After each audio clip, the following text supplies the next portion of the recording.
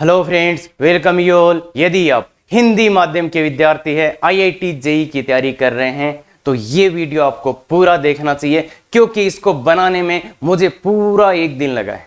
और जो इस वीडियो में मैं बताने वाला हूं, उससे पहले मुझे भी नहीं पता था कि किसी ग्राफ को क्या हम इतने सरल तरीके से बना सकते हैं। तो ये आपको कहीं नहीं मिलेगा और ये केवल और केवल आपके लिए बनाया गया है बच्चे, आपके प्यार के लिए। और अगर आप ऐसे ही प्यार करते रहे तो बिल्कुल इस आईआईटी जेईई मैथमेटिक्स को बहुत सरल बनाया जा सकता है। पर ये देखो, मोटिवेशन के सर एक वीडियो में एक दिन लगा रहे हैं, तो ये तभी आएगा जब आपका सपोर्ट पूरा रहेगा। तो बिल्कुल ये वीडियो पूरा देखना चाहिए आपको कि कैसे मैं बात कर रहा हूं आईआईटी जेईई मैथ्स को सरल करने का हिंदी मीडियम वालों के लिए। तो क्या तैयार हैं आप? बिल्कुल। तो बच्चे आज का वीडियो पूरा देख लीजिए, ये एक मेरी रिक्वेस्ट रहेगी। शेयर, सब्सक्राइब, लाइक अगर आपको अच्छा लगे तो ही करना, अदरवाइज बिल्कुल मत कर देना। क्लियर है? बिल्कुल। तो देखिए बच्चे, सबसे पहला ग्राफ y बराबर x की पावर n का ग्राफ जब x ग्रेटर देन 0। क्या बच्चे इसका ग्राफ आप बना सकते हो? क्या ये ग्राफ आज से पहले आपको पता था कि ये ग्राफ बनाया जा सकता है? बिल्कुल हो सकता है बहुत से बच्चों को पता भी हो, पर इसको इतना सिंपल बना दिया है। देखिए बच्चे, सबसे पहले n ग्रेटर देन 0 है तो इसका ग्राफ आएगा बच्चे, देखिए ध्यान से, मैंने x ग्रेटर देन 0 लिया है तो आपका ग्राफ आएगा बच्चे ऐसा। अगर n 0 से 1 के बीच में है तो बच्चे आपका ग्राफ आएगा ऐसा। और अगर n का वैल्यू नेगेटिव है, n का मान ऋणात्मक है, तो आपका ग्राफ आएगा बच्चे ऐसा। और जब मैं इसको पढ़ रहा था, मैं देखा भैया किसी किताबों में 15-15 पेज में ये समझा रखा है। अल्लो, अरे सर इनका प्रूफ कहां से आया, कब आया, ये आपको पता है ना? तो ये भी बहुत बड़ी बात है। प्रूफ पर अब तो सब समझा देंगे, 6 मिनट बाद ये ग्राफ कोई भी बना देगा, पर ऐसे 1 सेकंड में ये ग्राफ बना पाए उसका मेन चीज है। तो देखिए बच्चे, y बराबर x की पावर n का ग्राफ जब x ग्रेटर देन 0 हो। तो सर लेस देन 0 हो तो क्या करेंगे?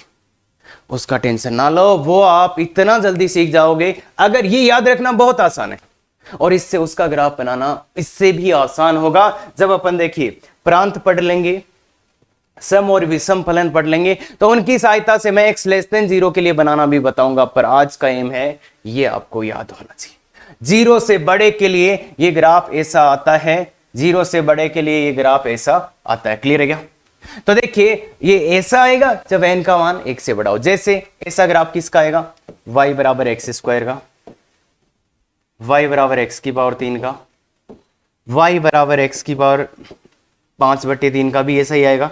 बस n का मान 1 से बड़ा होना चाहिए तो ग्राफ ऐसा आएगा, ग्राफ ऐसा आएगा। अगर 0 से n तो y बराबर √x, y बराबर x की पावर 2/3, y बराबर x की पावर 1/3, इन सब का ग्राफ कैसा आएगा? ऐसा आएगा, ऐसा आएगा इनका ग्राफ ऐसा आएगा और इनका ग्राफ ऐसा आएगा। और ये तो गजब की चीज है भाई, ये तो बहुत ही गजब की चीज है।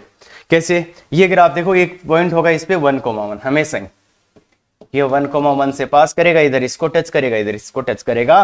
तो ये किसका ग्राफ है? ये है जैसे बच्चे y बराबर 1/x², y बराबर x की घात -3 और xy बराबर 1, इसका ग्राफ भी यही है बच्चे। देख लो ध्यान से, xy बराबर 1 कैसे? y की जगह क्या लिख दो? y बराबर क्या हो गया? 1/x ही तो हो गया। और अरे हाँ बिल्कुल बिल्कुल, x की पावर -1/3 का ग्राफ भी यही है। मैंने तो लिखा ना, n का मान ऋणात्मक है तो ग्राफ ऐसे बनेगा, चाहे कुछ भी रख दो। देखो यहाँ पे भी n का मान ऋणात्मक है ना, अरे x की घात -1, -3, -2x की घात, x की घात कुछ भी हो ऋणात्मक घात है तो ऐसे बनेगा, ऐसे बनेगा, ऐसे बनेगा। और अगर ये ग्राफ आपको याद है ना, तो आप एरिया, एओडी, बहुत से चैप्टर्स में बहुत शानदार धमाका कर सकते हैं। मतलब ग्राफ से अब आपको डर नहीं लगेगा। क्या आज से पहले ये जानते थे आप? तो बिल्कुल बच्चे, अगर आपको अच्छा लग रहा है तो बिल्कुल कमेंट करके बताइए कि सर यस, अपने को आईआईटी मैथ्स को सिंपल बनाना है। तो बिल्कुल बच्चे, ये केवल और केवल आपके लिए है। चलिए तो अगला करते हैं। अरे सर वो x लेस देन 0 वाला भी बता दो सर, इसका प्रूफ भी बता दो। सबसे बड़ी मूर्खता शायद यही होगी कि मैं इसका प्रूफ अगर आपको गाने लग जाऊं ना, तो वो वाली बात होगी कि पूरी मैथ सर हमें एक वीडियो में ही पढ़ा दो।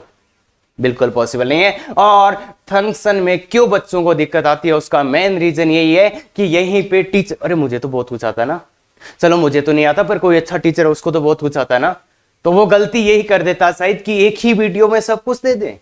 ओ ये ना, ये इसको बोलते हैं क्या, इनकरेजिंग, वो तो अपने को आता ही है, ठीक है। इसको क्या बोलते हैं ना, ये कॉनकेव अपवर्ड, ये कॉनकेव डाउनवर्ड, इसका प्रूफ कैसे आया, dy/dx, ये इसका इन्फ्लेक्शन पॉइंट। क्या भाई, उसके लिए अलग से टॉपिक है, पता होना चाहिए आपको। और अगर अब कि सर तो फिर उस टॉपिक में पढ़ा देते, तो अगर ये नहीं आता तो आप ट्यूशन कैसे करोगे? अरे ये तो बेसिक चीज है, एकदम बेसिक चीज है। और कहीं किताबों पढ़ गए तो भाई मेरे को नहीं समझ आ रहा था ये तो, कि बच्चों के लिए सिंपल करें तो कैसे करें, इसके लिए मुझे एक दिन लग गया और 6 साल पहले लगा रखे तो इसलिए बहुत अच्छी चीज है। तो बिल्कुल बच्चे ऐसी ही टाइप की चीजें पढ़ेंगे अपन।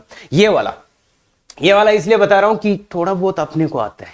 और एक चीज यार, IIT एडवांस बहुत बार यूज कर रहा है, इसका मतलब सिंपल सा है कि इनमें से जो अधिकतम है वो लेना, मैक्सिमम x और x स्क्वायर का। तो ऐसे ग्राफ को कैसे ड्रॉ किया जाए, तो देखो ये ग्राफ तुम जानते हो, मुझे पता है, ये ग्राफ तो तुम जानते हो, मुझे पता है। तो एक तो y बराबर, देखो इसमें इसका ग्राफ बनाने के लिए क्या करते हैं अपन, सबसे पहले y बराबर x का ग्राफ बनाएंगे। एक तो y बराबर x का ग्राफ बनाएंगे, y को x के बराबर रख दो, इसका ग्राफ बना लेंगे। तो y बराबर x का ग्राफ तो सबको आता है ना, अरे क्या बात कर रहे हो यार, ये तो सबको आता है, y बराबर x का ग्राफ ऐसा होता है। और दूसरा y बराबर x स्क्वायर का, y बराबर x स्क्वायर का ग्राफ भी पता है ना सबको? सर नहीं पता, अरे गलत बात है भाई, ये इतना तो मुझे उम्मीद है ये बिल्कुल पता होना चाहिए। सर नहीं पता था, ये रट लो। इसके अलावा ये ग्राफ नहीं आ रहा, मतलब गड़बड़ है भाई। बाकी इसका मैं इधर वाला तो बनाना आज सिखा दूंगा तुम्हें, पर यार ये क्वाड्रेटिक है, ये आना चाहिए प्लीज। हाँ, तो इसलिए ये आया। तो अब इनका एक साथ ग्राफ कैसे बनाई, तो देखिए जो y बराबर x वाला था वो तो ऐसे जाएगा, y बराबर x वाला तो ऐसे गया। अब वो ग्राफ बनेगा जो क्वाड्रेटिक वाला बनाएगा, क्या वो नीचे जाएगा इसके? तो देखिए बच्चे, इन दोनों का मान बराबर कहां होता है ये देख लो बस एक बार, कि भाई ये ग्राफ दोनों काटेंगे, एक तो इसका ग्राफ और इसका ग्राफ काटेंगे दोनों, तो ये दोनों बराबर कहां हो रहे हैं? तो देखिए बच्चे, ये बहुत इंपॉर्टेंट चीज है। अरे ये सिंपल ग्राफ है, तुम बता रहे हो, मुझे भी पता है, पर एग्जैक्टली क्या करते हैं अपन जब अननोन ग्राफ आएगा तो क्या करेंगे, इसको और इसको बराबर करके देख लो। तो x बराबर x स्क्वायर, तो x के क्या क्या मान आ रहे हैं थोड़ा अच्छा सा देखिएगा बच्चे। x स्क्वायर माइनस x को काट नहीं देना है, x माइनस 1 इक्वल टू 0। तो x के दो मान आ रहे हैं 0 और 1, तो मतलब x के दो मान ऐसे जहां पे ये दोनों काटेंगे, एक तो 0 है बच्चे, और एक क्या है, x का मान 1 है। तो यहां पे ये दोनों ग्राफ मिलेंगे, यहां पे 0 पे मिलेंगे और 1 पे मिलेंगे, ये दोनों ग्राफ मिलेंगे। अब मुझे ये बताओ, यहां पे तो दोनों मिल गए, इधर इसका ग्राफ मैं बना सकता हूं ऐसा, तो अब इधर क्या करूं? तो देखो बच्चे, x और x स्क्वायर में 0 से 1 में कौन छोटा होगा? देखिए बच्चे ध्यान से, ये ग्राफ ऐसे जा रहा है और ये बहुत कुछ आपको सिखा रहा है कि भाई अगर देखिए x स्क्वायर छोटा आ गया x से, यहां पे देखो, अरे छोटा कौन होता है? जिसका ग्राफ नीचे हो वो छोटा होता है, और बड़ा कौन होता है? जिसका ग्राफ ऊपर हो वो बड़ा होता है। ये बात क्लियर, बिल्कुल ये बात क्लियर होनी चाहिए। तो अपने को लेना है इन दोनों ग्राफों का मैक्सिमम। तो मैक्सिमम इधर तो कौन ऊपर है? ये तो ये हो गया अपना ग्राफ। इधर कौन ऊपर है? ये तो अपना ग्राफ ये हो जाएगा। इधर कौन ऊपर है? ये तो अपना ग्राफ ये हो जाएगा। तो अपना ग्राफ जो बनाना था वो ये सा, फिर ऐसा, फिर ऐसा, ये ग्राफ अपना होगा। जो ये मैंने जिस पे ये लाइनें लगाई है वो अपना ग्राफ है। क्या बात क्लियर है बच्चे? क्या बात क्लियर है? ये बहुत अच्छे से, बिल्कुल सर। तो ये अपना ग्राफ आ गया। अब एक चीज और अपने को गौर करना चाहिए कि देखिए सर, जब x का मान 0 से 1 होगा, तब x और x स्क्वायर में कौन बड़ा होगा? कि अरे इस चीज पे बहुत बार क्वेश्चन आ चुके हैं बच्चे, जब x का मान 0 से 1 होगा तो इन दोनों में कौन बड़ा होगा, इन दोनों में कौन बड़ा होगा। तो एक मान रख के देख लेते हैं। देखो 1/2 रख लेता हूं मैं, x का मान 1/2 ले लेता हूं। तो x का मान 1/2 लेता हूं तो क्या आएगा, ये तो आएगा 1/2 और ये आएगा 1/4। कौन बड़ा हुआ, ये बड़ा है। तो ध्यान रखना, जब x का मान 0 से 1 है, जब x का मान 0 से 1 है, तब जिसकी घात छोटी होती है वो बड़ा होता है। x का मान जब 0 से 1 होता है तब वो छोटा होता है, वो बड़ा होता है जिसकी घात कम होती है। देख लो यहाँ x का मान 1/2 लिया तो ये तो 1/2 है, ये 1/4। अरे ये तो 0.5 है और ये तो 0.25 है। क्या बात क्लियर होती है। तो ध्यान रखना, ये बहुत सुंदर कंसेप्ट है। जब x का मान 0 से 1 है तब छोटी घात वाला बड़ा होगा, बड़ी घात वाला कम होगा। क्यों होता है ऐसा, क्योंकि जब 0 से 1 है तो उसकी घातें जितनी आप बढ़ाओगे ना उसका मान उतना ही कम हो जाएगा। और जब x का मान ग्रेटर देन 1 है तो बताइए कौन बड़ा होगा, x और x स्क्वायर में यही बड़ा होगा भाई। x का मान 1 से बड़ा रख के देख लो कोई भी, और ये ग्राफ से सीधा सीधा दिख रहा। देख 0 से 1 में कौन छोटा, x स्क्वायर। 0 से 1 में कौन छोटा, x स्क्वायर। कौन बड़ा, x। अरे y बराबर x का ग्राफ है ये x स्क्वायर। तो 0 से 1 में छोटा कौन हो गया, x स्क्वायर। समझ में आना चाहिए ये बात। देखो छोटा हो गया x स्क्वायर। क्या ये बात कल, अरे समझ गए सर। थोड़ा तो अननोन ग्राफ आएगा तब ये बहुत ही हेल्पफुल रहेगा कि सर वो दोनों ग्राफ मिलेंगे कहां पे, तो वो इससे निकाल सकते हैं। इसको और इसको बराबर कर दो तो ये आ जाएगा। क्या ये बात क्लियर है। तो अगला ग्राफ आपको खुद ही बनाना है, बिल्कुल बनाइएगा बच्चे। इसमें मैंने बोल दिया x का मान 0 से बड़ा, क्योंकि 0 से छोटे वाले का ग्राफ बनाना मैं सिखाऊंगा आगे इवन ऑड प्रांत की हेल्प से। अदरवाइज बहुत यहाँ पे क्या बोलूं, रायता फैल जाएगा, है ना। तो y बराबर मिनिमम। अब इसका ग्राफ आपको x ग्रेटर देन 0 को, तो सबसे पहले मैं ग्राफ बनाता हूं। देखो y बराबर x की पावर 1/3, y बराबर x की पावर 1/3 का ग्राफ कैसा आएगा, बिल्कुल बिल्कुल बिल्कुल बताइए बच्चे। देखो सर n का मान 0 से 1 है तो इसका तो ग्राफ ऐसा आएगा सर। बिल्कुल सही बोले बच्चे। y बराबर एक्स स्क्वायर का कैसे आएगा सर, इसमें तो ऐसा आएगा। y बराबर एक्स क्यूब का कैसे आएगा बच्चे, सर इसमें भी ऐसा ही आएगा ग्राफ। तो n का मान 1 से बड़ा है तो सर ग्राफ तो ऐसे ही आएगा। तो देखिए इसका ग्राफ ऐसा, इसका ग्राफ ऐसा, इसका ग्राफ ऐसा। तो अब अपने को बनाना है इसका मिनिमम मैक्सिमम। तो देखो बच्चे मैं सभी ग्राफ्स को यहां बना रहा हूं, सभी ग्राफ्स को मैं यहां बना रहा हूं एक के ऊपर। तो देखिए सबसे पहले तो ये ग्राफ बना देते हैं, इसमें तो कोई दिक्कत ही नहीं है अपने को। ये ग्राफ तो ऐसे जाएगा, ठीक है। ये किसका ग्राफ है, y बराबर x की पावर 1/3 का। तो मैं थोड़ा सा लिख भी देता हूं, ये है y बराबर x की पावर 1/3।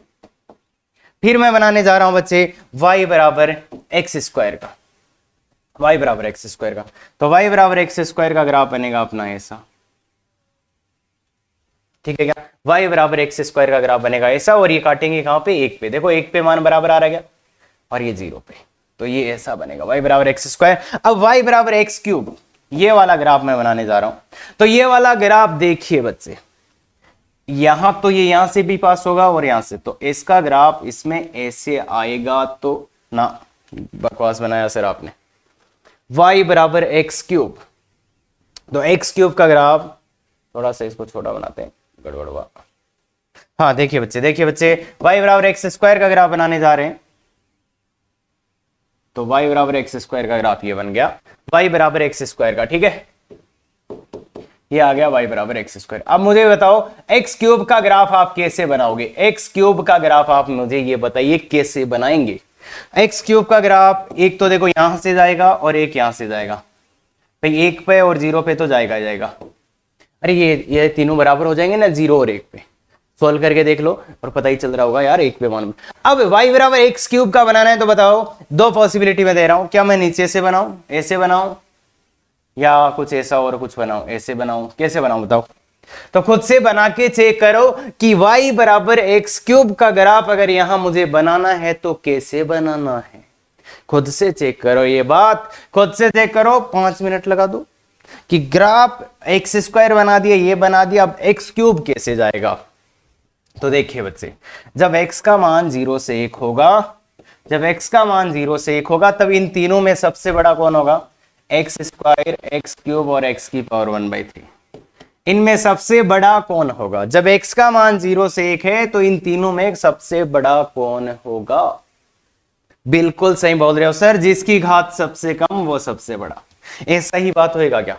मतलब एक्स क्यूब सबसे छोटा आएगा और जब x ग्रेटर देन 1 होगा तब कौन सबसे बड़ा होगा? बताओ बताओ बताओ। जब x का मान आप 1 से बड़ा रख दोगे तब कौन बड़ा होगा? ये बड़ा होगा क्या? तो इसका क्या मतलब है कि 0 से 1 में सबसे छोटा एक्स क्यूब, मतलब उसका ग्राफ सबसे नीचे आएगा।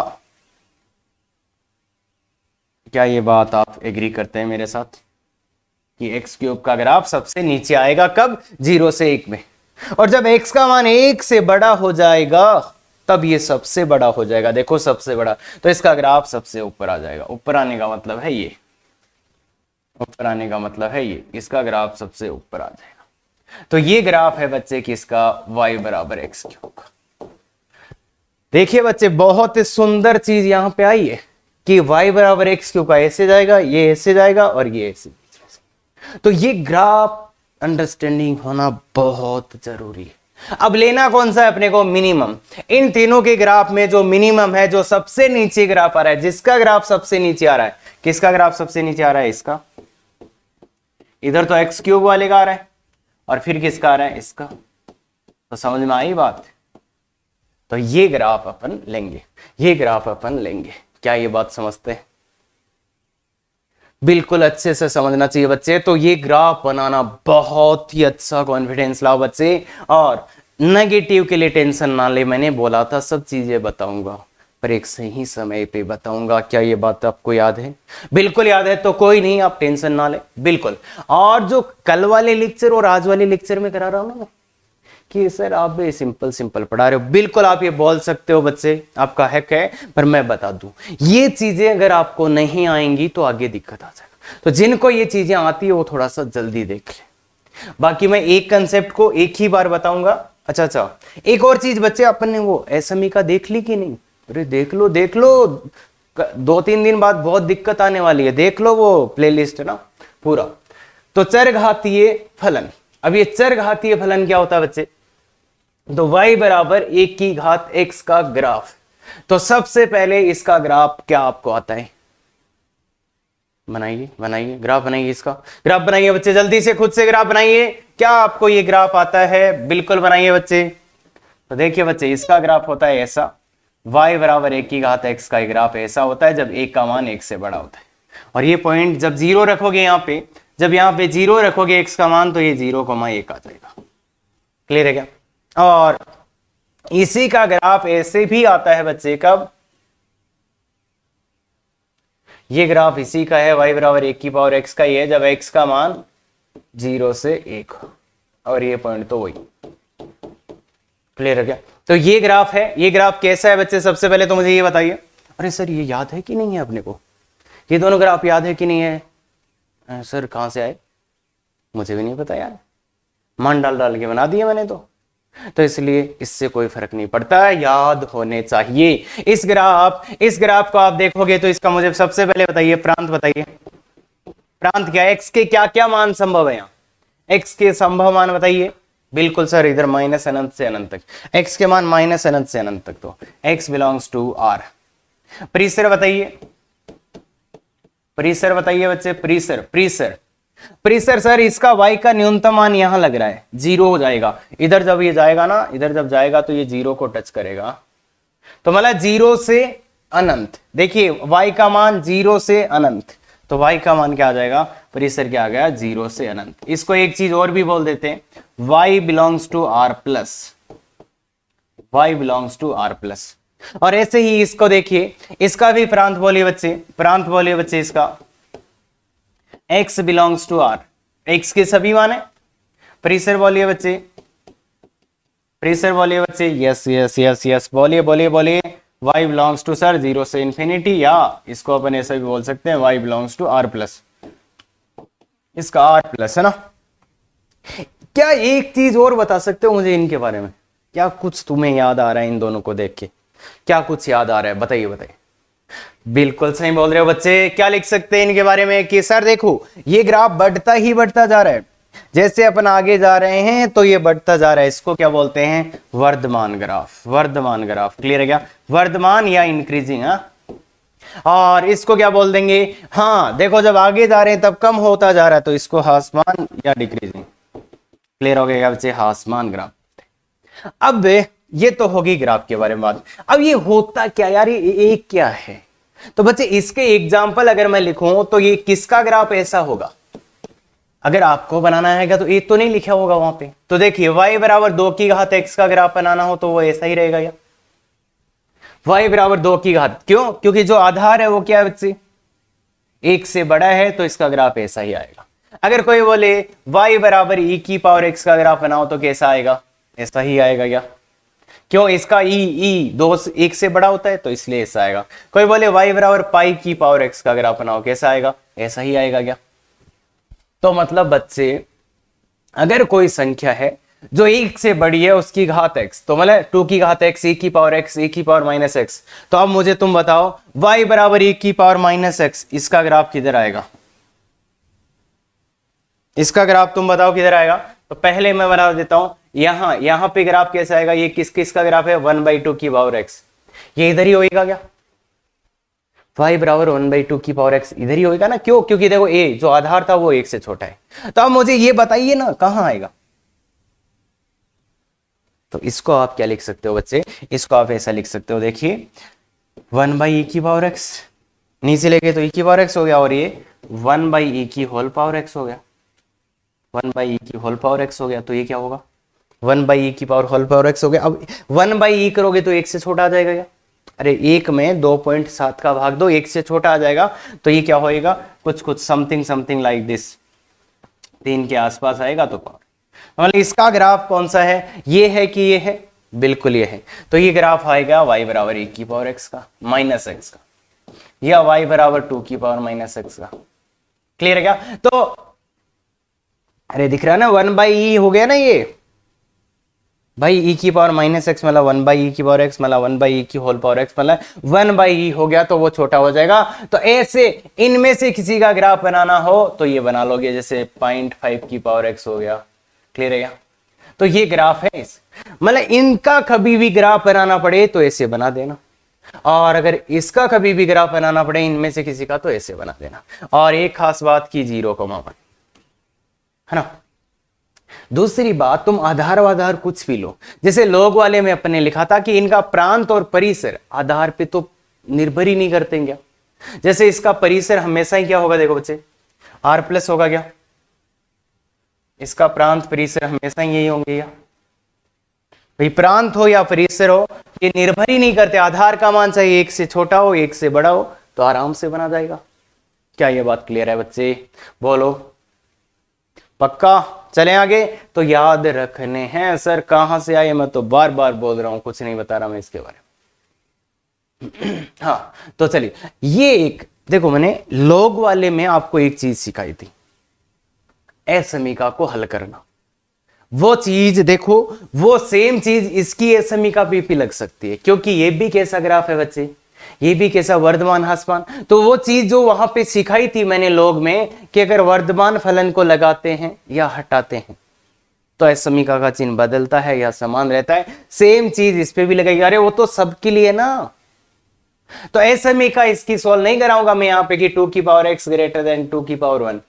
अगर आपको ऐसी चीजें करनी है तो ये मैंने लोग में बहुत अच्छे से बता रखा है, बस मैं चीजों को यहाँ एक बार रिवाइज करा दे रहा हूँ 11th वालों का थोड़ा थोड़ा। तो एक चीज मैंने एसएमई का सोल्व कर, इसकी एसएमई का सोल्व करना कल सिखाया था, लॉग वाली जैसी ही होगी। आज अपन एक अच्छी चीज सीखेंगे, ये भी मैंने 11th में बता रखी है कि इस समीकरण के अंतराल में हलों की संख्या, जब भी हलों की संख्या आए तो आप क्या करते हो, जब भी हलों की संख्या आए तो आप क्या करते हो। मान लो इसमें पूछ लिया कि fx बराबर gx की हलों की संख्या, अगर ऐसा है कि इसके हलों की संख्या बताइए तो क्या करते हो, क्या आपको पता है एग्जैक्ट स्टेप्स क्या होते हैं। तो आज मैं बता देता हूं, आप 12th वाले बच्चे हैं तो देखिए, पहला स्टेप कि ये इजी क्वेश्चन है, अगर इजी पर्सन है, बिल्कुल इजी पर्सन है, इजी क्वेश्चन है तो सीधा सीधा क्या हो जाएगा, ये सोल्व ही हो जाएगा, ये सोल्व ही हो रहा होगा। ऐसे ही उसने न्यूमेरिकल बनाने के लिए बना दिया कि ये समीकरण सोल्व ही हो रही है, मतलब हल हो जाए, मतलब क्या हो जाए, सोल्व कर लो, सोल्व करो व काउंट करो, सोल्व कर लो और फिर काउंट कर लो, अरे हल ही हो जाएगी ये समीकरण। मतलब इसके हल आप निकाल पाएंगे, जैसे एक्स स्क्वायर बराबर 2x, तो यार उसके तो 2 हल आएंगे। तो ऐसा दूसरा टाइप अगर थोड़ा अच्छा क्वेश्चन हुआ तो फिर क्या होगा कि इसको आप हल कर ही नहीं सकते। मतलब यहां अलग अलग फंक्शन दे देगा, यहां अलग फंक्शन दे देगा। मतलब जो कल पढ़े थे ना डिफरेंट टाइप ऑफ फंक्शन, इधर कुछ अलग फंक्शन दे दिया, इधर कुछ अलग फंक्शन दे दिया, तो उसको आप सोल्व कर ही नहीं सकते। तो उस टाइम अपन करते हैं y बराबर एफ एक्स का ग्राफ एंड y बराबर जी एक्स का ग्राफ, इनका ग्राफ बनाते हैं, y बराबर एल एच एस और y बराबर आर एच एस का ग्राफ बनाते हैं, ग्राफ बनाएं तथा प्रतिच्छेद बिंदु, जितने प्रतिच्छेद बिंदु आएंगे उनको देख लो, प्रतिच्छेद बिंदु क्लियर है क्या बच्चे, जितने प्रतिच्छेद बिंदु आएंगे उनको काउंट कर लो। कई बार अब ये भी थोड़ा सिंपल कैटेगरी है भाई, इसका ग्राफ बन गया, इसका ग्राफ बन गया, तो ग्राफ बन गया तो अच्छी बात है, पर यहां पे ये भी हो सकता है कि जिस फॉर्मेट में इसका ग्राफ बनाना संभव नहीं है, यहां पे देखो पहली बात, इसको सरल तो नहीं कर सकते अपन, इसको हल तो कर ही नहीं सकते, क्यों, क्योंकि एक e की पावर x है और एक sin x है, तो ये वाला खत्म ऑप्शन, तो हल नहीं कर सकते। फिर ग्राफ, इसका ग्राफ तो बना ही नहीं सकते अपन, इसका ग्राफ तो बना ही नहीं सकते, तो ग्राफ भी नहीं बनेगा। तो ग्राफ नहीं बने तो अगर इसमें दिक्कत आए तो एक तो ये होता है कि इसको तुम सिंप्लीफाई कर लो।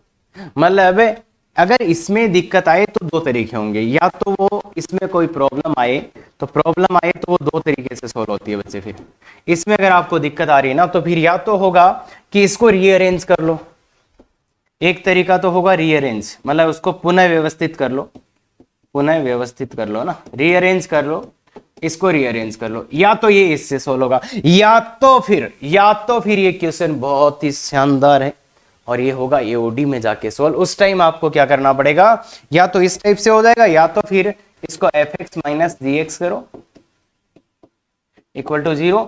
अब इसको एच एक्स मानो और इसका ग्राफ बनाना पड़ेगा, इस पूरे का ग्राफ बनाना पड़ेगा, इस पूरे का ग्राफ और dy बाई डी एक्स की हेल्प से इस संपूर्ण पूरे को एक कुछ y मान लो, इस पूरे का ही ग्राफ बनाना पड़ेगा। इसको इधर ले आए और इस पूरे को y मान लो, फिर उस पूरे का ग्राफ बनाना पड़ेगा, तब जाके सोल्व होगा, और वो ग्राफ बनेगा dy बाई डी एक्स की सहायता से। तो इसका पैटर्न ये होता है कि अगर इसके हलों की संख्या चाहिए, इसके हलों की संख्या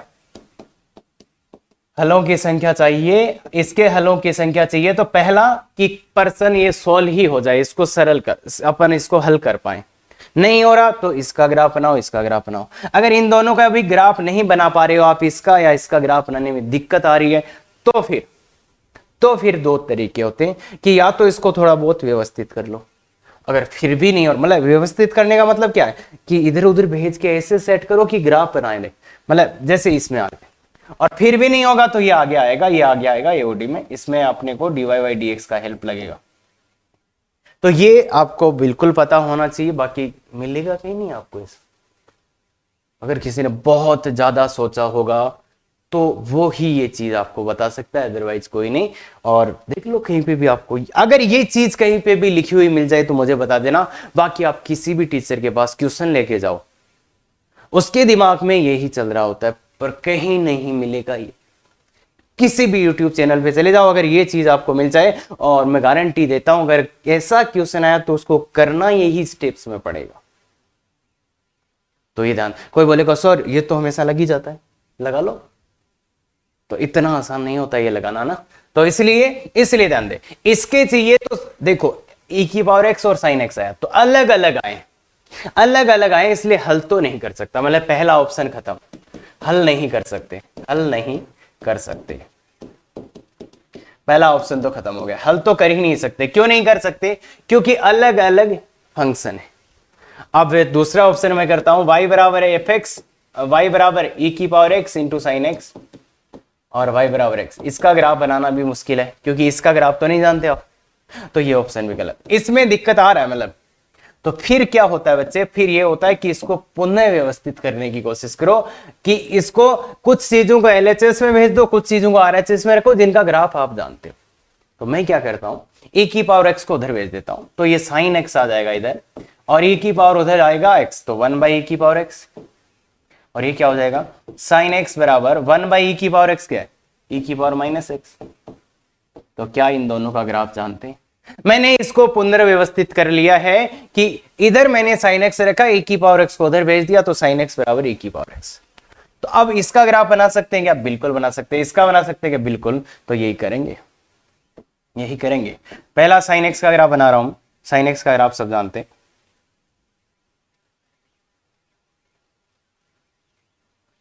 ठीक है, और इधर भी बना देते हैं भाई। साइन एक्स का ग्राफ तो आता है ना अपने को, तो ये साइन एक्स का ग्राफ मैंने बनाया। तो ऐसा आप बना सकते हैं, आराम से बना सकते हैं, कोई दिक्कत नहीं होगी। अब 10 कहां पे होगा और -10 कहां पे होगा? तो ये 0, ये पाई, ये 2 पाई, ये 3 पाई, और यहां पे कहीं 10। अरे 3 पाई का वैल्यू 3 गुणा 3 पॉइंट समथिंग, तो 10 यहां पे आएगा अपना। और ऐसे ही ये -पाई, -2 पाई, -3 पाई, और ये 10 कहीं यहां आएगा, क्योंकि -10 से 10 ही देखना ना अपने को। अरे भाई अपने को -10 से 10 तक ही ग्राफ बनाना है ना। देखिए -10 से 10 दिया है, तो यहीं तक ग्राफ बनाना। अब y बराबर -e की पावर x, इसका ग्राफ कैसे बनाए? ये तो साइन x का ग्राफ है, y बराबर -e की पावर x, इसका ग्राफ कैसा होता है? अरे अभी भी तो बताया। अरे ऐसे वाला बनेगा कि ऐसे वाला बनेगा, दिखाएं? क्या बात कर रहे हो यार, इधर ये वाला y बराबर e की पावर -x, ऐसा ग्राफ बनेगा ना। तो देखिए, तो ऐसा ग्राफ बनेगा, तो यहां इसका मान 1 होएगा, तो ये ऐसा ग्राफ बनेगा बच्चे, ऐसा ही बनेगा, ऐसा ग्राफ बनेगा। तो बताइए, ये है y बराबर e की पावर -x का, और ये है y बराबर साइन एक्स का, y बराबर साइन एक्स का ग्राफ है। बताओ बच्चे कितने बिंदुओं पे काट रहा है? -10 से 10 में। देखो बच्चे ध्यान से देखना, मेरे को ग्राफ -10 से 10 देखना, ये -10, ये 10, इतने के बीच में ही ग्राफ देखना है मेरे को, यहां से लेके यहां तक का ही ग्राफ देखना है। -10 से 10, केवल इतना ही ग्राफ देखना है मुझे। तो बताइए इसके बीच में ये कितनी जगह पे काट रहा है? सर, अरे सर आप इधर क्यों नहीं कटवा रहे, ऐसे ले आओ तो ना। देखो बच्चे ध्यान से देखो, ऐसी चीजें मत बोलो यार। ये बिंदु है 0,1, तो इसके आगे तो ये 1 से बड़ा हो जाएगा ना, 1 से बड़ा हो जाएगा ना, और साइन एक्स तो 1 से छोटा ही 1 होता है ये, तो इसलिए ये ऊपर निकल जाएगा। और इधर ये 1 से छोटा रहेगा, इसलिए देखो कितने बिंदुओं पे काट दिया, ये कितने बिंदुओं पे काट दिया, कितने बिंदुओं पे काटा इसने? 1, 2, 3 और 4 प्रतिच्छेद बिंदु आएगा। देखो बच्चे आगे वाला नहीं देखेंगे भाई, -10 से 10 में ही देखेंगे। तो 1, 2, 3, 4 कितने प्रतिच्छेद बिंदु आ गए? 4। तो इसके हलों की संख्या कितनी हो जाएगी? 4 हो जाएगी। इसके हलों की संख्या कितनी हो जाएगी? 4 हो जाएगी। क्लियर है क्या? तो देखो पहला नहीं हुआ, दूसरा नहीं हुआ, पुनर्व्यवस्थित करने से हो गया। अगर ऐसे भी नहीं होता तो फिर इसको इधर लेते और उसको y मानते, dy/dx करके उसका निकालते, पर वो इतना आसान भी नहीं है, अभी नहीं हो पाएगा आपसे। और उससे करना है क्यों जब इससे हो रहा है? अब कोई बोलेगा सर आपको कैसे पता चला कि इस e की पावर x को उधर ले जाना है? आपको कैसे पता चला सर ये? तो भाई तुम क्या कर सकते हो, या तो e को उधर ले जाओगे, या तो साइन एक्स हो तो साइन एक्स को ले जाओ। तो ये भी कर सकते थे तुम, e की पावर x बराबर 1/sin x cosec x। अब इसका ग्राफ बनाने में थोड़ा सा बच्चे झिझकेंगे, बाकी कल तो मैंने एक ऐसा तरीका बताया था, आप इससे भी करके देख सकते हो। e की पावर x इधर रखा, साइन एक्स को उधर, तो वो कोसेक एक्स हो गया। तो इसका ग्राफ बना के भी आप निकालना, 4 ही सॉल्यूशन मिलेंगे आपको, 4 ही हल मिलेंगे। तो इसका भी कर सकते हैं, इससे भी आप कर सकते हैं। तो इससे मैं बताना चाह रहा हूं, ये थ्योरी 11th क्लास में हम बताते हैं, पर कई बार बच्चे भूल जाते हैं, तो इसलिए ये थ्योरी आपको याद होनी चाहिए हलों की संख्या के लिए। क्या बात क्लियर है? बिल्कुल सर। तो आइए अब देखिए बच्चे, वैसे तो ये बहुत बेसिक है, बीजगणितीय फलन। एक चर में बहुपद, एक चर में बहुपद जानते हैं क्या आप? fx equal to an x की power n plus A N minus one X की power N minus one up to A naught तक, ये जानते हैं ना बच्चे। अरे F X X A N X की पावर एन ए। और ये बहुपद कब होता है, ये बहुपद कब होता है, जब जितनी भी एक्स की घातें आई हैं, जितनी भी एक्स की घातें आई हैं वो क्या हो, एक्स की घातें एन, है ना।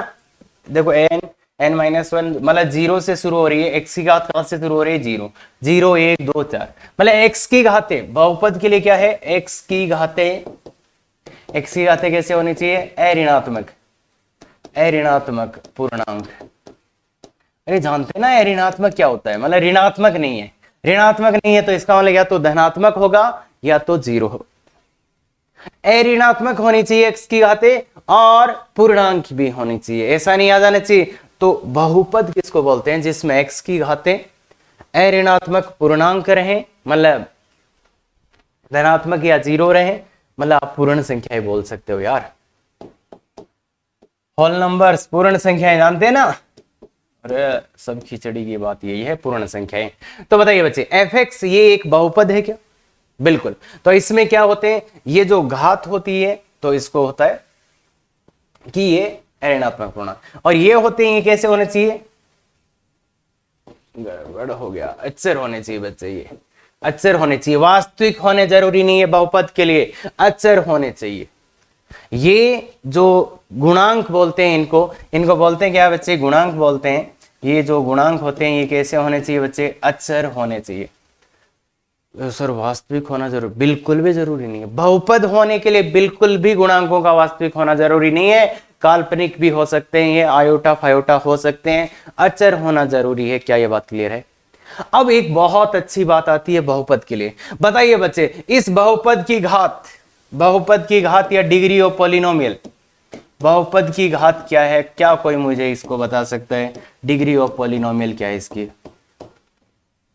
क्या इस वाले पॉलिनोमियल, इस पॉलिनोमियल का डिग्री क्या है, इस पॉलिनोमियल का डिग्री क्या है सर, एन। अरे डिग्री क्या होता है, जो एक्स की चर की अधिकतम घात आए उसी को डिग्री बोलते हैं, पॉलिनोमियल बोलते हैं। तो बताइए बच्चे इसकी घात क्या है, एन, बिल्कुल। अरे इसमें क्या शर्माना, पर मैं बता दूं ये आंसर गलत है, ये आंसर गलत है। तो इसकी घात एन कैसे, सर यही तो एन ही तो दिख रही है, रखो एन को जीरो पुट कर दो। भाई तुम्हें सबसे बड़ी घात एन दिख रही है ना, यहाँ पे एक्स की सबसे बड़ी घात एन ही तो दिख रही है आपको, ए एन का मान जीरो पुट करो, गायब हो गया। तो ध्यान दे, इस भ्रम में ना रहे कि जो दिख रहा है वो होगा, जरूरी नहीं है। तो इसलिए ये आंसर आपका गलत है भी। तो सही आंसर कब आएगा, जब ये बोलोगे यदि A N not equal to zero है, यदि ए एन का मान जीरो नहीं है तो बहुपद की घात कितना होगा, एन। क्लियर है क्या, तो बहुपद की घात, अगर ये वाला गुणांक, इसका गुणांक जीरो नहीं है तो फिर ये यहां से उड़ नहीं सकता, मतलब ये यहां रहेगा, तो फिर अपन बोलेंगे बहुपद की घात कितनी है, एन। पर पहले बोलते तो गलत हो जाता, क्यों, क्योंकि ये वाला केस गलत कर देता है। तो थोड़ा ध्यान में रहे ये बात। हाँ, एक्स तथा वाई में बहुपद, भाई ये तो एक्स में ही बहुपद था ना केवल, एक्स तथा वाई में भी बहुपद हो सकता है बच्चे। जैसे हेरा इसमें एक्स भी है वाई भी है, देखो एक्स है वाई है एक्स वाई भी है। तो क्या बच्चे आप मुझे इसका बता सकते हो, इसमें घात कितनी, इस बहुपद की घात कितनी है, 4 है 6 है या क्या और। तो देखिए बच्चे इसमें सबसे ज्यादा घात इस पद की घात है 4, इस पद की घात कितनी है, तो बहुपद x और y का है तो x और y की घात, चर की घात है उसको जोड़ो, तो 3 + 7 बराबर 4 + 7, 3 + 4 = 7 हो गया। तो इस पद की घात कितनी है, 7, और इस पद की घात कितनी है, 6। तो बताओ सबसे बड़ी घात कौन सी हुई, सबसे बड़ी घात कौन सी हुई, ये 4 ये 7 और ये 6, तो 6। तो इसलिए बहुपद की घात कितना है बच्चे, 7। क्या ये बात समझते हैं आप। अगर मैं बोलूं ये बहुपद देखिए इसकी घात कितनी है तो 7 है, ये पता होना चाहिए आपको। हाँ, अब एक और होता है बच्चे समघात बहुपद, जानते हैं क्या, समघात बहुपद नाम सुना गया। अरे होमोजीनियस पॉलिनोमियल, कोई उदाहरण जानते हैं क्या। तो होमोजीनियस समघात बहुपद कौन सा होता है, प्रत्येक पद की घात समान, प्रत्येक पद की घात समान होनी चाहिए। क्या कोई एग्जांपल जानते हैं आप ऐसे बहुपद का।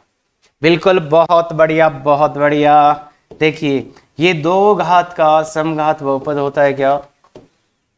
अरे पढ़ा होगा ना सरल रेखा में ये। एक्स में, इसमें एक्स, इसकी घात भी दो, इस पद की घात भी दो, कैसे? एक और एक दो, और इस पद की घात भी दो। देखिए इस पद की घात दो, इसकी दो, इसकी दो, तो इसको समघात बहुपद बोलते हैं। कितने घात का? दो घात का। तो ये समघात बहुपद है, दो घात का, 2 डिग्री का होमोजीनियस पॉलिनोमियल है। तो जानते हैं, तो ये पता होना चाहिए प्रत्येक पद की घात समान हो तो उसको होमोजीनियस बोलते हैं। हाँ, अचर बहुपद ये तो जानते होंगे यार। अचर y बराबर है, y बराबर केवल है, y बराबर ये है तो इसका ग्राफ भी जानते होंगे। अरे y का मान जितना होगा उतना ही ग्राफ होगा। जैसे y का मान 1 हुआ तो ऐसे हो जाएगा, तो ये y बराबर 1 का है क्या? अब y बराबर 1 का मान जैसा भी होगा वैसे ये सी रेखा आ जाएगी क्या? तो मतलब y बराबर 1 का ये होता है तो y बराबर 1 का, मतलब वो तो पता आता है अपने को। देखो y बराबर 1 यहाँ आएगा, y बराबर -2 यहाँ आएगा, तो ये तो पता है ना इसे। तो y बराबर 1 का मतलब ऐसा एक ग्राफ रहेगा, मतलब अचर रहेगा, तो इसको अचर बहुपद बोलते हैं, कांस्टेंट पॉलिनोमियल। इसका प्रांत बोलिए बच्चे, x बिलोंग्स टू r। सब जगह ग्राफ आ रहा है। परिसर बोलिए, y के संभव मान, y के संभव मान, तो y का तो एक ही मान है a, तो इसलिए इसका परिसर क्या बोलेंगे? y बिलोंग्स टू a या y इक्वल टू a, कुछ भी बोल दो, मतलब इसका परिसर क्या है? एक ही अवयव है, तो इसको सिंगलटन, सिंगलटन भी बोलते हैं। सिंगलटन मतलब अब मैं क्या समझ आपको, तो सिंगलटन मतलब इसके प्रांत में एक ही अवयव है, इसकी नहीं परिसर में, इसकी परिसर में एक ही अवयव है, इसका नाम होता है सिंगलटन। हिंदी भी इसका होता है, शायद यही होता है कि इसकी परिसर में केवल एक अवयव है। ज्यादा अच्छा सिंगलटन का कोई हिंदी है नहीं, तो परिसर में केवल एक ही अवयव है, तो ऐसे को सिंगलटन परिसर बोल दे देंगे, तो ये नाम यूज होगा बच्चे। परिसर में केवल एक अवयव, हाँ लिख लेना। रेखिक, रेखिक बहुपद कौन सा होता है? रेखिक मतलब जिसकी घात 1, तो ax प्लस बी, ध्यान दें, और a नॉट इक्वल टू 0 है। और इसका ग्राफ कब बना पाएंगे अपन? ग्राफ तभी बना पाएंगे बच्चे, ध्यान रख लेना, A B belongs to R होना जरूरी है यहाँ। अरे ए और बी को काल्पनिक रख दोगे तो ग्राफ नहीं आएगा, तो ग्राफ नहीं आएगा बच्चे, ये ध्यान रखना बहुत अच्छे से। तो यहाँ बहुपद तो अगर इनको तुम काल्पनिक रख दोगे तो भी बहुपद है, पर ग्राफ बनाना है तो ये वास्तविक होना जरूरी है, ये ग्राफ के लिए वास्तविक होना जरूरी है, ठीक है क्या? तो इसका ग्राफ जानते हैं, तो सरल रेखा है, सरल रेखा का ग्राफ तो मैं क्या ही समझाऊं आपको। अरे जानते ना ऐसी सीधी सीधी रेखा होती है, बिल्कुल जानते, बहुत अच्छे। तो बताइए इसका प्रांत, प्रांत x के मान कहां से कहां है? इधर से शुरू होके इधर तक जा रही है, तो इसका प्रांत बताइए, x बिलोंग्स टू r। इसका परिसर बताइए, परिसर बताइए, परिसर बताइए, परिसर बताइए, y बिलोंग्स टू r। बिल्कुल सही। कैसे? परिसर यहां से लेके यहां तक, प्रांत यहां से लेके यहां तक। हाँ हाँ, ये रेखा ऐसी भी बन सकती है, बताइए ना अपने को, ऐसे भी बन सकती है, ऐसे भी बन सकती है, कैसे भी बन सकती है, वो जानते हैं रेखा, बिल्कुल जानने चाहिए, जानने चाहिए। हाँ, द्विघात बहुपद y बराबर ax square plus bx plus c, यही क्या ये होता है? इसका ग्राफ कैसा होता है सर? अगर एक का मान धनात्मक हुआ, एक का मान धनात्मक हुआ तो ऐसा ग्राफ होता है सर, और अगर एक का मान ऋणात्मक हुआ तो इसका ग्राफ होता है सर ऐसा, ठीक है। और एक चीज द्विघात से याद होनी चाहिए, वो ये है कि इसके जहां पे ये मुड़ता है इस वाले बिंदु के निर्देशांक ये होते हैं, और जहां से ये मुड़ रहा है तो इसके भी यही होते हैं। इसको वर्टेक्स बोलते हैं, वर्टेक्स, शीर्ष है ना, वर्टेक्स इसको बोलते हैं शीर्ष, ये शीर्ष होता है इसका, ये शीर्ष होता है। तो या तो ऐसा ग्राफ बनेगा या तो ऐसा ग्राफ बनेगा। अब मैं इसको एक्स एक्सिस के साथ नहीं बना रहा हूं क्योंकि मुझे उससे कोई मतलब नहीं है, वो द्विघात में आपने सीखा है कि द्विघात का ग्राफ कैसे बनाना है, वो आपने सीखा है। बस मैं एक चीज बता देता हूं जो आप बरसों से रटे जा रहे हैं उसको, कि इसका प्रांत क्या होगा। x के सभी मान होंगे ना बच्चे, अरे ये ग्राफ मतलब ऐसे इधर से इधर तक जाएगा ही जाएगा ना, तो प्रांत क्या होगा इसका? प्रांत क्या होगा? x belongs to r। प्रांत क्या होगा? x belongs to r। x के सभी मान, अरे x का कुछ भी मान यहां रख सकते हैं ना अपन, ये तो परिभाषित ही होगा, तो इसका ग्राफ x के सभी मान। भाई प्रांत का परिभाषा क्या है? x के ऐसे मान जिसके लिए ये परिभाषित हो, कुछ भी रख दो, तो इसलिए x बिलोंग्स टू r। परिसर बोलिए बच्चे, परिसर बोलिए और बताइए, देखिए कौन बता सकता है मेरे को इसका परिसर। y के मान कहां से लेके कहां तक जा रहे हैं, y के मान कम से कम मान यहां, ज्यादा से ज्यादा ऊपर, अरे यहीं से शुरू हो रहा ना। तो क्या है परिसर, परिसर है बच्चे माइनस y का न्यूनतम मान ये रहा, यहीं पे आ रहा है, तो माइनस d/4a से अनंत। अरे जानते ना, ये याद होना चाहिए, देखते ही समझ आना चाहिए कि अच्छा a ग्रेटर देन 0 ऊपर वाला ग्राफ, मतलब न्यूनतम मान यहाँ, अधिकतम मान ऊपर, ऊपर है ना। हाँ इसका बोलिए, इसका बोलिए, इसका प्रांत बोलिए बच्चे, प्रांत ग्राफ तो सब जगह आएगा, x बिलोंग्स टू r। परिसर बोलिए बच्चे, क्या कोई मुझे इसका परिसर बता सकता है, आना चाहिए। अब यार ये दिखा दिया, ये तो आना ही चाहिए। तो y का न्यूनतम मान कहां से शुरू हो रहा है सर, ये पाताल से आ रहा है सर, सर ये देखो देखो सर आ रहा है ना। तो y का न्यूनतम मान कहां मिलेगा, एकदम नीचे, एकदम नीचे। तो बताइए कहां से कहां होगा, y बिलोंग्स टू माइनस अनंत से, ज्यादा से ज्यादा y यहां, इतनी औकात है इसकी, तो माइनस d/4।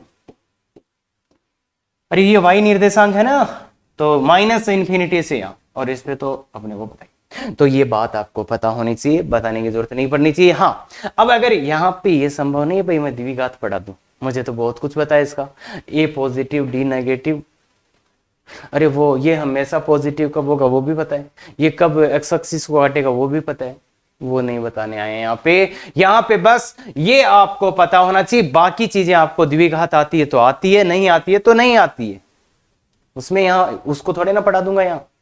तो इस बात का बहुत अच्छा ख्याल रखें, कई बार टीचर इमोशनल होके यहीं पढ़ाने लग जाते, भाई द्विघात पढ़ाया होगा, नहीं पढ़ाया तो नहीं आता, वो तो 10-15 दिन का खेल है, यहाँ थोड़े पढ़ा देंगे द्विघात। तो वो इमोशनल वाली स्टोरी यहाँ नहीं लाए, बस केवल इतनी सी बात अपने को पता होनी चाहिए। हाँ y बराबर त्रिघात बहुपद, त्रिघात बहुपद कैसा रहेगा, y बराबर ax3। तो ABC a not equal to 0 है और ABC रियल होने चाहिए। देखिए त्रिघात होने के लिए रियल नहीं होना चाहिए, ये किसके लिए रियल, कि ग्राफ बना पाए, ग्राफ बना पाए, इसलिए ये जरूरी है। इसका ग्राफ कैसे बनेगा, तो देखिए बच्चे एक आपको चीज सिखाता हूं मैं, अभी इसका ग्राफ बनाना मुझे भी नहीं आता, शायद आपको भी नहीं आता है ना, मैंने भी नहीं सीखा है। तो बच्चे इसमें क्या कर सकते हैं अपन, इसके लिए मुझे दो चीजें, देखो इसका ग्राफ बनाना मैं थोड़ा सा, एक तो द्विघात समीकरण के लास्ट लेक्चर में सिखाया था, और एक थोड़ा सा मैं आगे सिखाऊंगा परिसर निकालने के बाद। पर यहाँ पे एक बात समझना बहुत जरूरी है, वो ये है कि जब एक का मान धनात्मक होगा ना, देखिए एक बात मैं समझाना चाह रहा हूं, उसको समझने की कोशिश करिएगा, केवल एक ही बात समझाएंगे बस।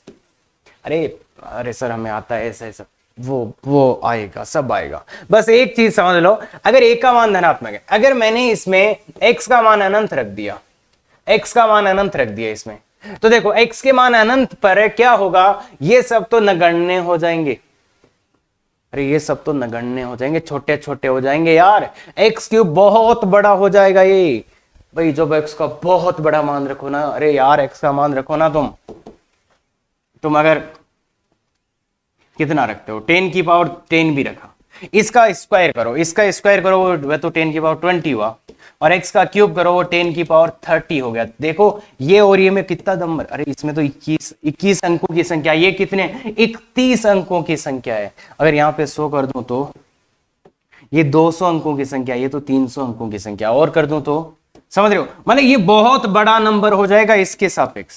तो इसका मतलब क्या है, अनंत पर केवल और केवल इसको देखेंगे, अनंत पर केवल और केवल किसको देखेंगे, x की सबसे बड़ी घात को देखेंगे, x की सबसे बड़ी घात को, बाकी चीजें छोटी छोटी हो जाएंगी, ये बात ध्यान रखना। तो इसलिए जब x का मान अनंत होगा तब इसका y का मान कितना आएगा, तो y का मान देखो, ये सब तो छोड़ दे, ये सब तो छोड़ दिए, ये है कोई प्लस का मान, a का मान प्लस है, या तो a लिख दो इंटू ये अनंत की पावर 3, और बहुत बड़ा उसका क्यूब कर दिया तो क्या आएगा, बहुत बड़ा।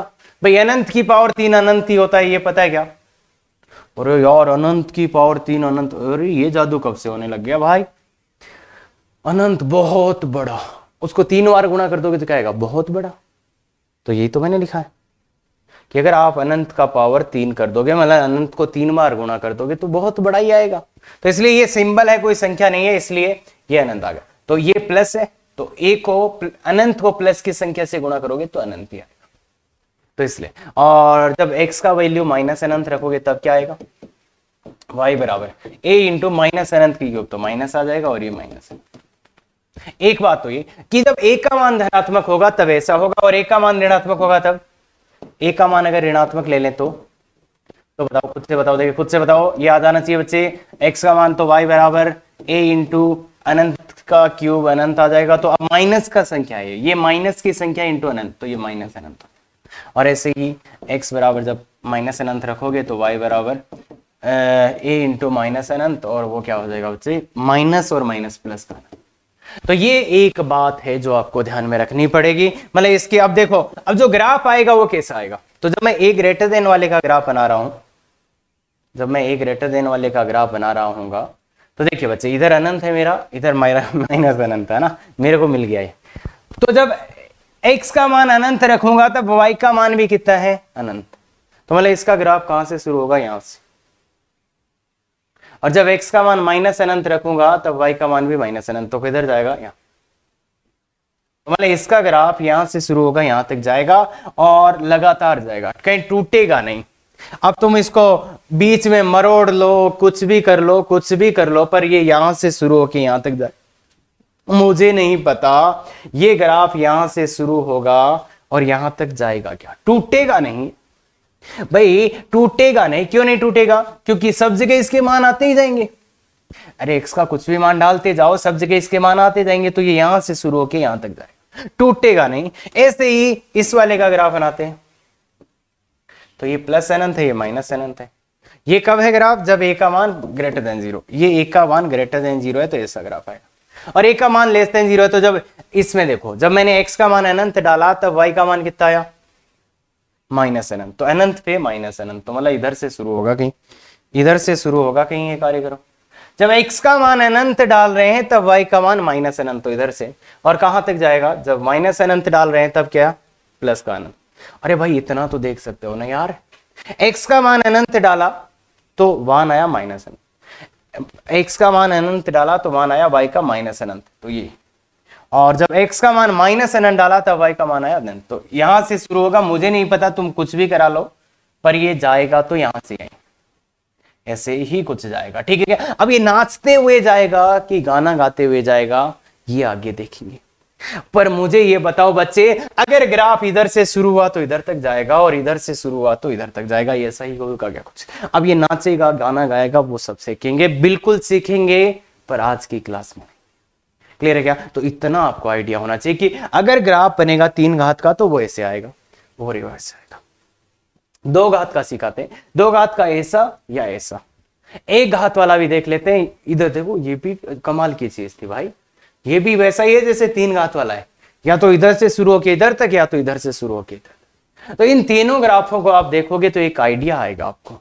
और इसका प्रांत परिसर तो लिखा ही नहीं है अपन ने, इसका बोलो प्रांत क्या है बच्चे, इसका x के सब मान, और परिसर क्या है, परिसर क्या है, y के सब मान। और इसका इसका इसका इसका प्रांत है, इसका प्रांत देखो x के सब मान, और परिसर क्या है, y के सब मान। क्लियर है क्या, y के सब मान, x के सब मान, और ये बात। अब इसी को अपन ये करते हैं, क्या बच्चे, क्या बोला इसने, देखिए बहुपद फलन का प्रांत हमेशा, जितने भी अपन ने बहुपद फलन पढ़े ना अभी, सबका परिसर आ रहा है क्या, क्यों, क्योंकि x का तुम कुछ भी मान डालो, मान आएगा ना, ये परिभाषित ही होगा, तो इसलिए बहुपद फलन का प्रांत हमेशा आ रहा होगा।